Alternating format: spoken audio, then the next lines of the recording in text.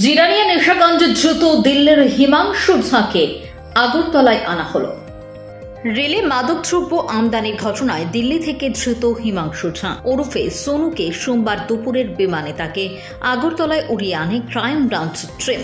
সংশ্লিষ্ট মামলায় আগেই কলকাতায় গ্রেফতার অরুণ কুমার ঘোষ। খুব শীঘ্রই তাকে ট্রানজিট রিমান্ডে আগরতলায় নিয়ে আসা হবে বলে জানা গেছে। এই পর্যন্ত 3 জন অ্যারেস্ট হয়েছে, একজন আগরতলা, একজন দিল্লি, একজন কলকাতা থেকে। কি কেসে তাদেরকে আটক করা হয়েছে? জিরানিয়া রেলের যে স্কোপ পাওয়া গেছে সেই কেসে। তিনজনে কি মানে রাজ্যের না বহিরেছে? একজন দিল্লির, 2 জন আগরতলা। তাদের নামগুলা? অরুণ কুমার ঘোষ, রাজীব দাশগুপ্ত, হিমাংশু ঝা। তিনজনে কি এখন ত্রিপুরাতে রয়েছে না এখন বাইরে কি আরো আনা হবে? 2 জনে আগরতলায় এখন। আর কি কেউ এই কেসে কিছু আপডেট রয়েছে?